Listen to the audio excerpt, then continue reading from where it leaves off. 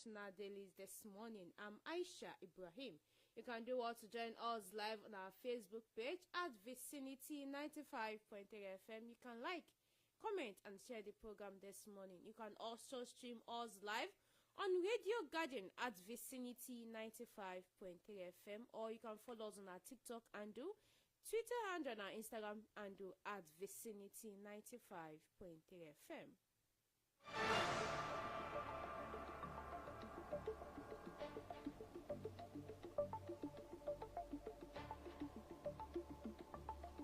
This morning, I'll be taking the top stories on the Punch newspaper and the Daily Trust newspaper. And I'll be taking us through the Nation newspaper and the Vanguard newspaper. On the Punch newspaper this morning, top stories.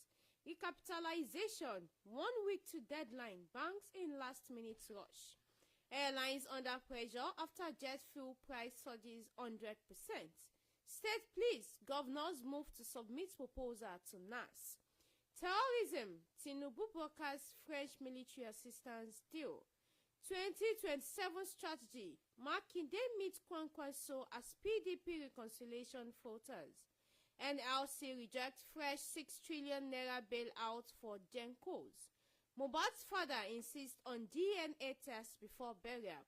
Elumelu Foundation backs 3,200 African entrepreneurs. Those are the top stories on the Punch newspaper this morning. And on the Nation newspaper this morning, President Governor set up wars against terrorists. 10 discos got OMW allocation. 34 banks scales recapitalization orders. Makinde Bala Mohammed defies on way forward for PDP. Nigeria records $2.6 billion mining FDI, and that's all I have on the Nation newspaper this morning. And on the Daily Trust newspaper, Nigerians woos dipping as petrol eats 1,400 naira per litre. Kwankwaso host Obi, Makinde Dixon in Kano. Worshippers abducted during church service in Kwara. Tinubu's ally to undo 1.4 trillion naira Lagos Port project. Those are the top stories on the Daily Trust newspaper this morning. And on the Vanguard newspaper this morning, public-private sector leaders set to play lead roles. APC convention aspirant cry foul, alleged hoarding of nomination forms. From exile to honor, Tinubu's democratic journey and Nigeria's reform movement. Governors split as insecurity worsened nationwide. U.S.-Iran encounter threat over Strait in Hormuz. NLC wants urgent overhaul of power sector. And that's all I have on Vanguard newspaper headline this morning. Stay tuned as we bring you the details from our national dailies this morning. It's your program, Newspaper Review, on Vicinity 95.3 FM. We'll be right back. Don't touch that down.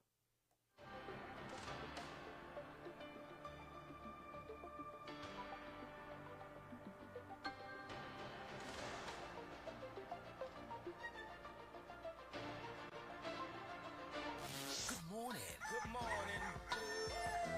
From Vicinity FM 95.3. Good morning.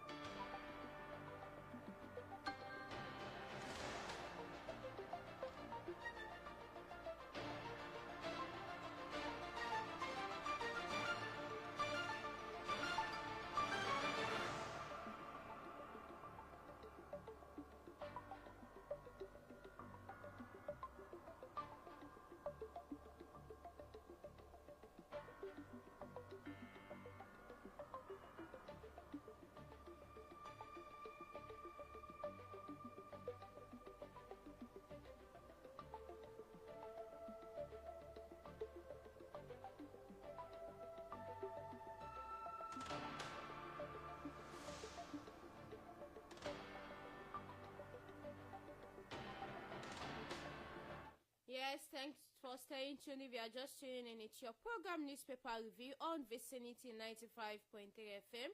Now from the Punch newspaper, NLC rejects fresh 6 trillion naira bailout for Gencos.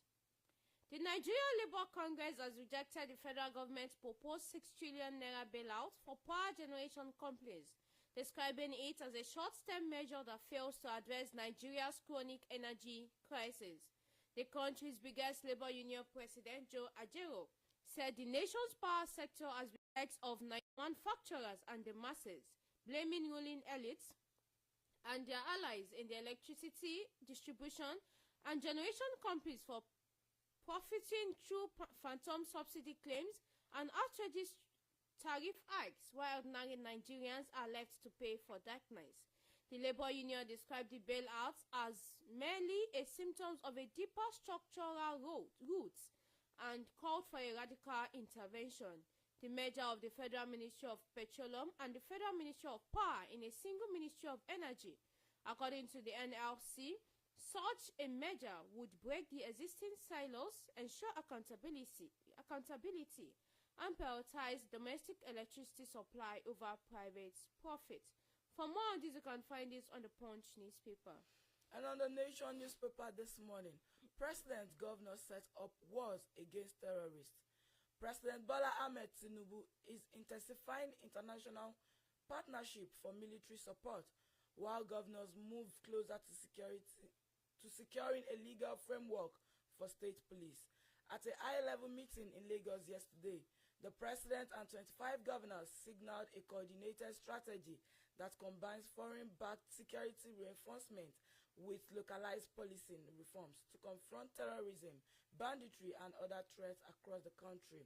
Speaking while receiving members of the Nigeria Governors Forum at his residence, Tinubu said his administration is the opening diplomatic engagement with global leaders to secure modern equipment, intelligence, and training for Nigeria's security agencies. Airlines under pressure after jet fuel surges 100%. There are indications that airfares may jump in the coming weeks following the hike in the cost of aviation fuel, commonly referred to as Jet A1, a development that is already putting pressure on airline operations and signaling higher ticket costs for passengers. The spike in Jet A1 price is largely due to the crisis in the Middle East, which has slowed the production and movement of crude oil across countries, worsening the operational costs of domestic carriers. Checks by the Punch correspondent with airlines showed an astronomical increase in the operating cost of airlines, particularly caused by the spike in aviation fuel, which has become the dominant cost driver in recent weeks. At the time of filing this report, aviation fuel, which was sold between 900 naira and 995 naira before the Middle East crisis commenced, has jumped to between 2,500 naira and 2,700 naira, depending on the airport of delivery, sharply rising the cost of boarding for operators. For more on this, you can find this on the Punch newspaper. And still on the Nation newspaper, Makinde Bala Muhammad differ a way forward for PDP. The two surviving People's Democratic Party governors has expressed divergent position on the way forward for the party, while Oyo State Governor Seyi Makinde believes that a reconciliation with the Abdurrahman Mohammed-led National Caretaker Working Committee is a vote for Tinubu's continuation in 2027. Bauchi State Governor Bala Muhammad holds the opinion that the party will come together ahead of the general election. Both of them spoke during Makinde's visit to Bauchi yesterday. While hosting the Oyo State Governor, Muhammad said reconciliation is not something they called for. It has been midwifed by a competent court of jurisdiction. There is an ongoing bickering by the NCWN and the Tanimu Turaki-led group over the delay in the commencement of reconciliation talk to salvage the once dominant political party. For more on this, you can find it on the Nation newspaper. Recapitalization, 1 week to deadline, banks in last-minute rush.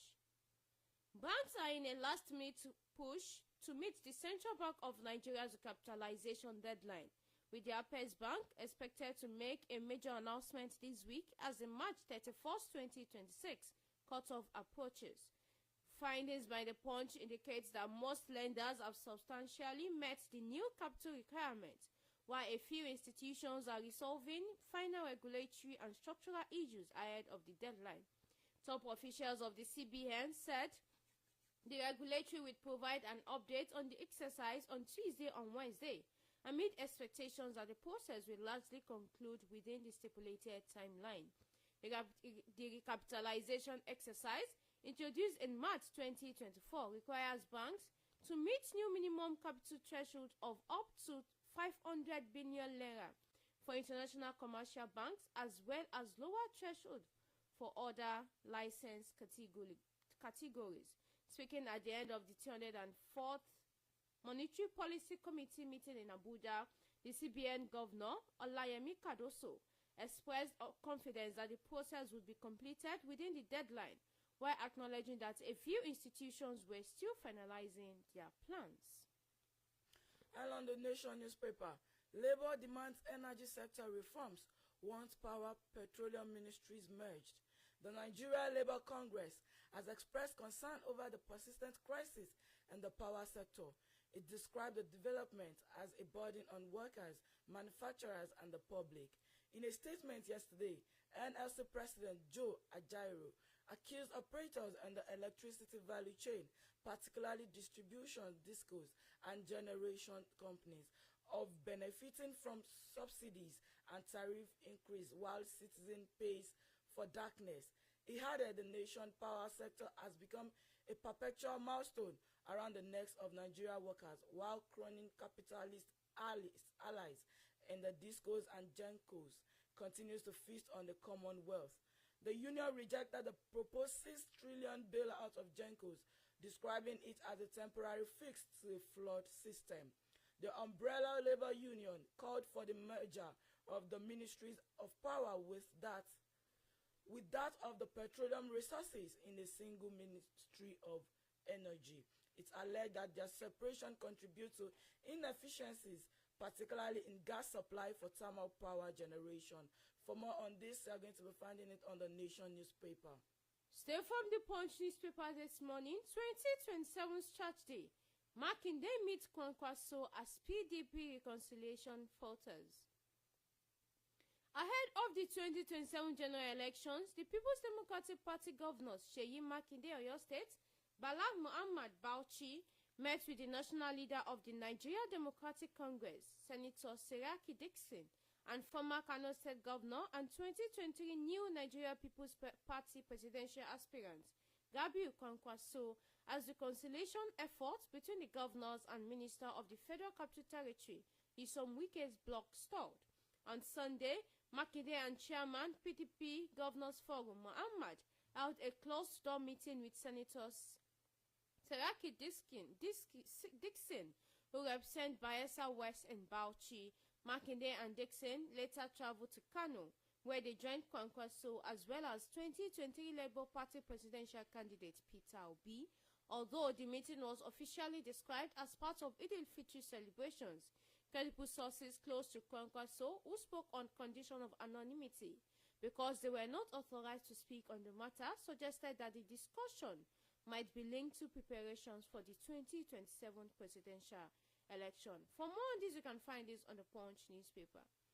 And to the Vanguard newspaper, State Police Governor splits as insecurity worsens nationwide.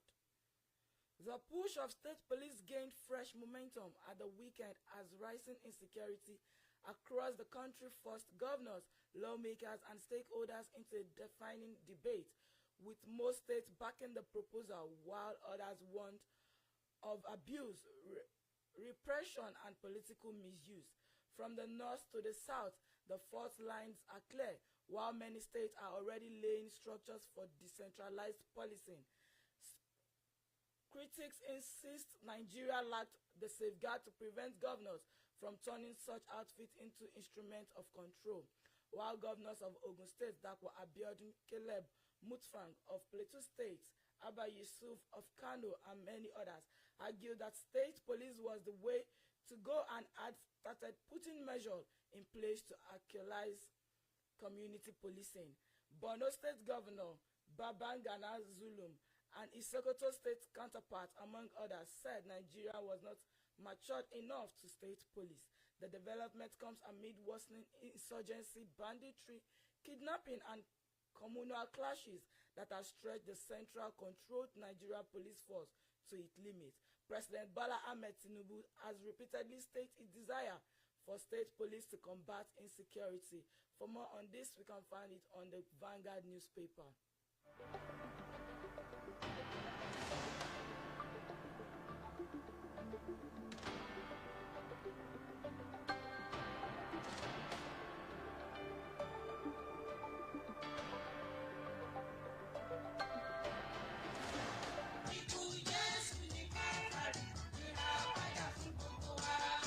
àkókò ìṣera ẹni fáwọn ọmọ ẹlẹ́yìn kristi mìíràn ló tún wọlé dé fọ́dún 2026 yìí ìdí rẹ̀ tí ìgbìmọ̀ àsìkò lẹ́yìn tí àtàjíǹde ti iléeṣẹ́ Vicinity 95.3 FM ìkejì ilé ìjẹ̀ṣà ṣe ń pe gbogbo ọmọ lẹ́yìn jésù kristi tòótọ́ gbogbo níjọ lẹ́gbẹ́lẹ́gbẹ́ nínú ìjọ àwọn ẹgbẹ́ kánù àtúwádájú tọ́lọ́run iléeṣẹ́ wa níyàn nípa ṣíṣe ń gbọ̀pọ̀ àwọn ètò gbogbo lásìkò lẹ́ǹtì yìí bíi ìwàásù lẹ́ǹtì ọ̀rọ̀ àjíǹde kókó ìṣera ẹni àti bẹ́ẹ̀ bẹ́ẹ̀ lọ ẹ lè pe alága ìgbìmọ̀ àjíǹde òun lẹ́ǹtì níléeṣẹ́ wa yìí ọláyínká ọlásùnbọ̀ sórí 0903-337-1818 láti lè mọ bó ti ṣe ń lọ 0903-337-1818 owó ìdákọ̀mú ni o àjíǹde àgbè gbogbo wa o. jésì máa tó di yéèyé ìfẹ́ ńlá rẹ̀ sí mi yéèyé mi ò mà mọ ohun tó rí nínú mi tó fi fira rẹ̀ ṣerúpẹ́ ẹ̀ṣẹ̀ n ó ròyìn fẹ́rẹ̀ káàdì rẹ̀ ẹ̀bùn darí bí ìlànà ikú jésù ló máa mà wá sẹ́rù kàmá ó ṣe darí bí ìlànà.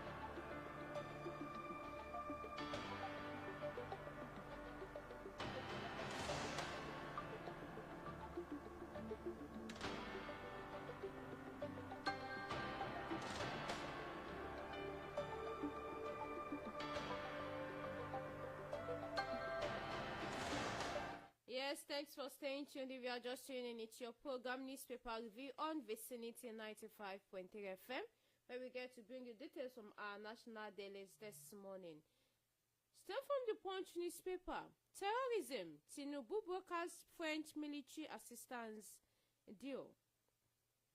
President Bola Tinubu on Sunday said Nigeria has secured French collaboration on military equipment and support following a lengthy discussion with French President Emmanuel Macron on Saturday. The president disclosed this during a meeting with governors at his Ikoyi residence in Lagos, where he observed the Eid al-Fitr holidays after returning from his two-day state visit to the United Kingdom.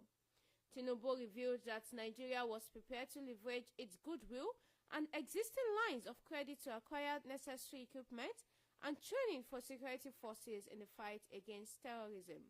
It described insecurity as the next major challenge confronting his administration, emphasizing the need for collective effort to achieve victory. For more on this, you can find this on the Punch newspaper. And still on the Vanguard newspaper, we want to bring back the power of Kano, says Peter Obi. The 2023 presidential candidate of Labour Party, Peter Obi, visited Kano on Sunday to meet with former Kano State Governor and political heavyweight Senator Rabiu Musa Kwakwanso. The gathering has stirred speculation about a potential political realignment, with some suggestions that Kwakwanso may be considering a move from the new Nigeria People's Party to the African Democratic Congress. Addressing a large crowd during the annual Kwakwanso Salah Festival, Obi emphasized that his visit was primarily to celebrate the festival and pay respect to Kwakwanso. He stressed, however, that his broader goal is to revive Kano's economic and industrial power. The event highlighted efforts by Obi and allies to reconnect with northern states and signal their commitment to economic revival, while also strengthening ties with established political figures in the region. For more on this, we can find it on the Vanguard newspaper this morning.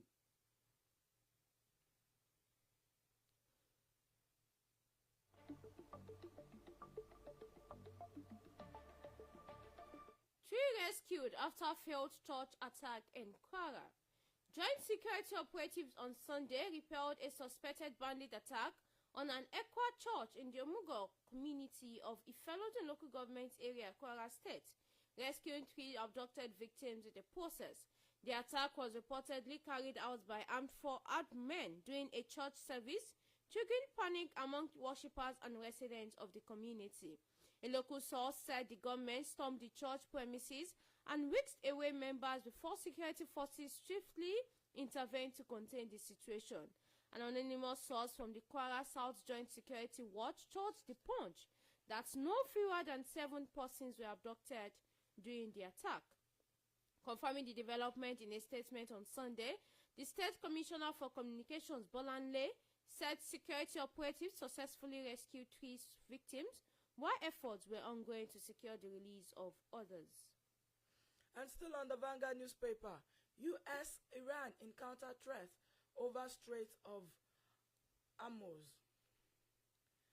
As the standoff over the Strait of Hormuz continued, following its effective blockade by Iran, the U.S. and the Gulf states are trading threats of further destruction of energy and oil infrastructure across the Middle East, with U.S. President Donald Trump saying Tehran would face possible arbitration and its energy facilities if it failed to reopen the channels within 48 hours. In a swift response, Iran threatened to irreversibly destroy U.S.-linked energy sites across the Middle East if its power plants were targeted. The 48-hour decline expires today. Trump's ultimatum came hours after 2 Iranian missiles struck southern Israeli towns of Arad and Damona, injuring more than 160 people in the most destructive attack since the war began. For more on this, you can find it on the Vanguard newspaper this morning.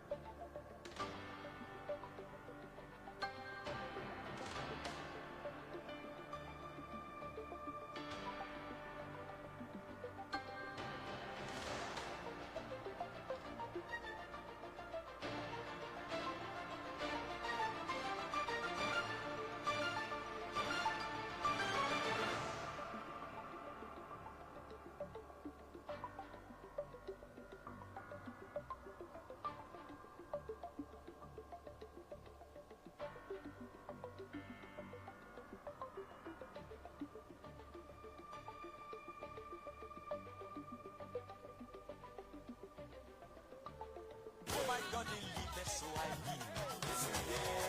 Ògo sí Ọlọ́run bàbá wa lókè ọ̀run. Glory to God our Father in heaven.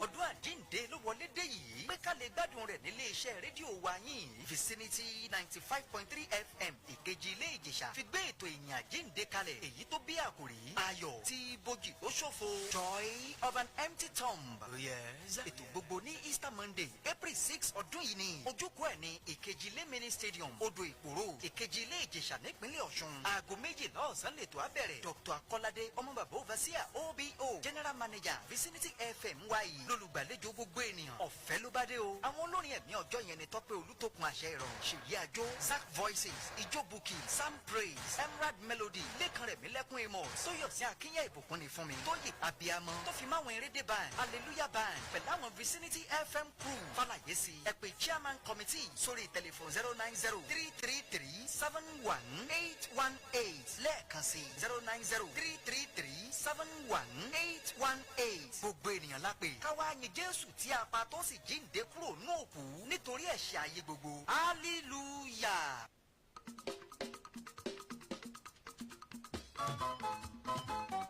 Are you a business owner looking to grow your brand or launch your hustle for enhanced value? Vicinity 95.3 FM Ikejile, Ijesha, Osho State is calling on public and private establishments to advertise your goods and services. With our wider reach in Oshu, Ondo, Ogun, Ekiti, Kwara, Oyo, and Kogi states, let's push your products and services to a new height. For more information on advert placement, partnership or program sponsorship, please call Giwa on 081-12-499-685, 081-12-499-685, or Luafunke on 0810-7532-315. We offer only premium services at Vicinity 95.3 FM. FM, Ogalaje, Adiola Noite, mo fọwọ́ sọ̀yà. We need wild as follow. Vicinity FM, àwa ní bàbá.